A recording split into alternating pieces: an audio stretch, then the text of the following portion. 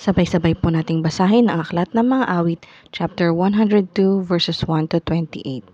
Dinggin mo, O Yahweh, ang aking dalangin, lingapin mo ako sa aking pagdaing. O huwag ka sanang magkubli sa akin, lalo sa panahong may dusa't bigatin.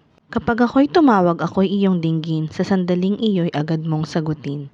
Nanghihina akong usok ang katulad, damdam ko sa init apoy na maningas. Katulad ko'y damong natuyo sa parang, pati sa pagkain di ako ganahan.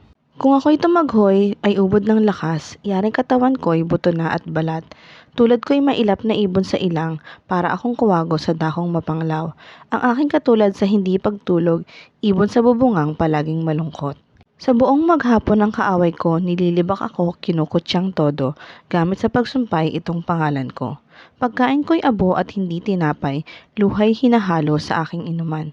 Dahil sa galit mo, aking Panginoon, dinaklot mo ako't iyong itinapon.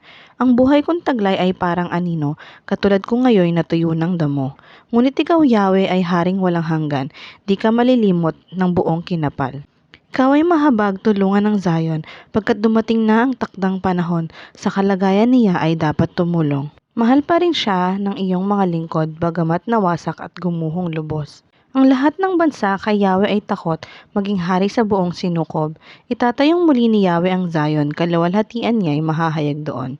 Daing ng mahirap ay iyong papakinggan, di mo tatanggihan ang kanilang kahilingan.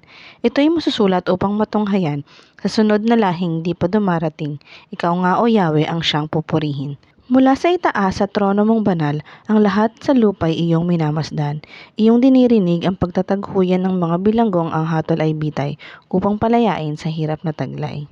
Ano pat ang iyong ngalay mahahayag, sa Zion o Yahweh ikay itatanyag, at sa Jerusalem pupurihing ganap, kapag ang mga bansa ay nagsasama-sama sa banal na lungsod upang magsisamba. Ako'y pinanghina sa aking kabataan, pakiramdam ko ay umikli ang buhay. Itong aking hibik o aking Diyos, huwag mo sanang kunin sa ganitong ayos. Ang buhay mo, Yahweh, walang katapusan. Nang pasimulay nilikha mo ang sanlibutan, at ang mga kamay mo ang siyang lumikha sa kalangitan. Maliban sa iyo, lahat ay lilipas, at tulad ng damit, lahat ay kukupas. Sila'y huhubaring parang kasuotan. Ngunit mananatili ka at hindi magbabago, walang katapusan ang mga taon mo. At ang mga anak ng iyong mga lingkod, mamumuhay namang panatagan loob.